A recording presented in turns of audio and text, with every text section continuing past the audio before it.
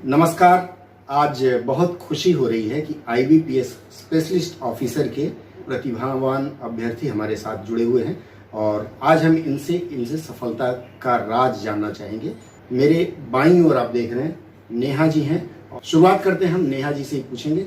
जी, आप मुझे बताइए, अपना परिचय दर्शकों को बताइए और क्यों हिंदी ऑफिसर बनने के लिए आगे बढ़ी और इसके लिए आपने क्या किया। नमस्कार, मेरा नाम नेहा शर्मा है और मैंने स्नातकोत्तर हिंदी से किया है और डिप्लोमा भी इससे किया है। जब मैंने स्नातक कंप्लीट किया तो मेरे मन में आया कि हिंदी में आगे सफलता के लिए हम लोग किस फील्ड को चुन सकते हैं। तो एक आध लोगों से मुझे जानकारी प्राप्त हुई कि इसके माध्यम से हम लोग हिंदी ऑफिसर भी बन सकते हैं, तो इसलिए मैंने इसको चुना। और अपनी परीक्षा के बाद ही मैंने बैंकिंग फील्ड को अपनाना ज़्यादा पसंद किया, इसलिए मैंने इसकी पढ़ाई शुरू कर दी थी। बट ये मेरा तीसरा अटेम्प्ट था, क्योंकि 2 बार मैंने इंटरव्यू तो दिया बट कुछ कारणों से मैं मेरिट में नहीं आ सकी, इसलिए इस बार उन कारणों को दूर करने मैंने सफलता प्राप्त की। आप कुछ कारण बताएंगे, क्या कारण रहा है। हाँ सर, सबसे इम्पोर्टेंट कारण ये है कि टाइपिंग, बहुत लोगों को पता नहीं है कि टाइपिंग का भी इसमें बहुत ही अहम भूमिका होती है। तो जिन बच्चों को हिंदी टाइपिंग पहले से आती है वो इसमें गेन कर जाएंगे, लेकिन जिन बच्चों को नहीं आती है वो कर सकते हैं पर थोड़ा तो परिश्रम उनको ज्यादा करना आपका ये कहना है कि अगर टाइपिंग हम अच्छे से नहीं जानते हैं तो आईबीपीएस स्पेशलिस्ट ऑफिसर बनना कठिन है, क्योंकि परीक्षा में टाइपिंग जी सर, क्योंकि टाइपिंग की एक अहम भूमिका होती है। ठीक है। और चूंकि आप साक्षात्कार इंटरव्यू तक हर बार गई हैं, तो मुझे ये बताइए कि तैयारी आपने कैसे किया। सर, सबसे पहले मैं बैंकिंग की तैयारी करती थी, तो उसमें भी मैं इंटरव्यू तक पहुंच चुकी हूँ। तो क्या करती थी, मतलब कैसे तैयारी, कितने घंटा पढ़ती थी, क्या किताबें पढ़ती थी। प्रीलिम्स को लेकर ना मुझे कभी भी कोई प्रॉब्लम नहीं हुआ, क्योंकि रीजनिंग वगैरह सारा ही मैंने बहुत अच्छे से पहले से कर रखा है।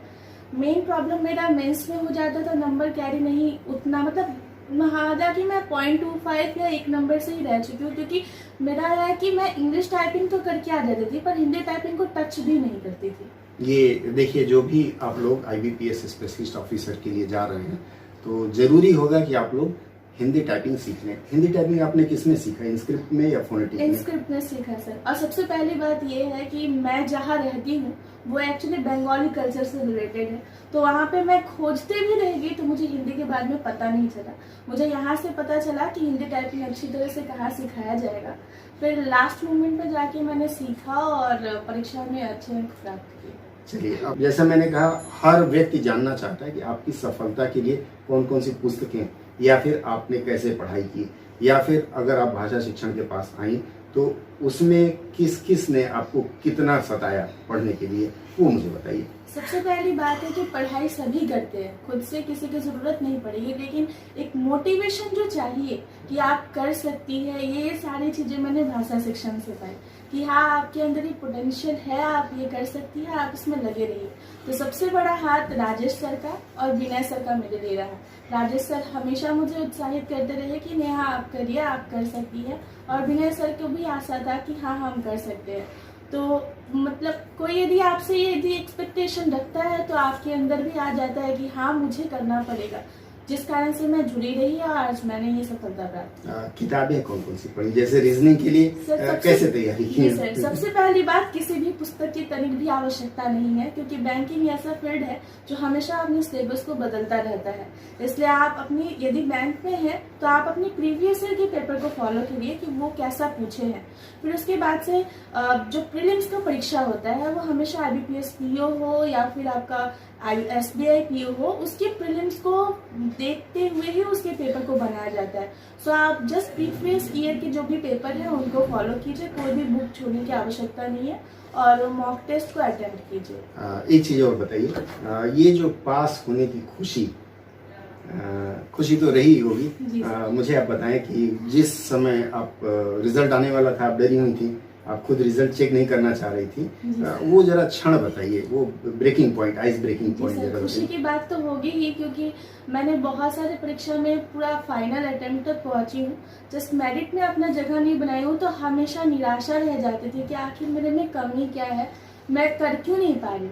तो इस बार जब मेरा रिजल्ट आने वाला था तो मैंने तो देखा था कि हाँ मेंस तो मैंने बढ़िया से दे के आया है, और इस बार जो मेरी कमी थी टाइपिंग की उसको भी मैंने पूरा सही से किया है, और कोई मतलब रिस्क भी नहीं लिया, मतलब जो अटेम्प्ट करना था एकदम एक्यूरेसी के साथ किया है। तो फिर भी एक डर था कि कुछ अनहोनी ना हो जाए, कहा नहीं जा सकता। तो फिर भी डर था। जब सुबह कट ऑफ आया तो मतलब लगा कि क्या मैं ये कर पाऊंगी, अभी तक का एकदम सबसे टफ कट ऑफ गया है और कंपटीशन भी इतना हाई था, तो डर तो था, लेकिन हाँ एक अंदर से था कि शायद हाँ मेरा नाम हो सकता है और होना चाहिए। किसने बताया आपको? ब्रेक किसने किया न्यूज़? नहीं सर, मैंने तो उस वक्त मैंने अभी तक किसी से बात नहीं किया था। जब कट ऑफ आया तो मैंने अपनी मम्मी को बताया कि मम्मी इतना हाई कट ऑफ गया है, पता नहीं मेरा होगा कि नहीं होगा। मैं बोली चलो कोई बात नहीं, तुम इतना मेहनत तो करी ना, फिर करना। मम्मी ने ये बोला, चलिए ठीक है, लेकिन फिर भी अंदर से था कि नहीं इसी बार चलिए बहुत तो बढ़िया। उसके बाद वो फाइनल मैंने खुद से ही देखा था और विश्वास नहीं हुआ, जाके अपने पेरेंट्स को बताया। उनकी खुशी देख के मेरा मतलब मेरी जो खुशी थी वो दुगनी हो गई। बहुत अच्छा समय होता है, आंख से आंसू भी आ जाते हैं कहीं पे। मैं नेहा जी से फिर जानना चाहूंगा, देखिए और चलते चलते आप टिप्स देना चाहें दोनों जने तो। सबसे पहली बात है, आप लोग को बहुत ही ज़्यादा सुविधा मिल रही है भाषा शिक्षण से जुड़ने की। यहाँ पे राजेश सर है, दीपक सर है और विनय सर है, जो आप लोगों को इतने अच्छे से गाइड करेंगे कि आपकी सफलता ज़रूर दिखाई देगी। सो आप जितनी भी मेहनत कर रहे हैं वो तो सही है, लेकिन साथ साथ गाइडेंस होना भी बहुत ज़रूरी है। तो यदि आप भाषा शिक्षण से जुड़ते हैं तो आप ज़रूर एक दिन सफल होंगे। मैं तो बस यही कहना चाहती हूँ।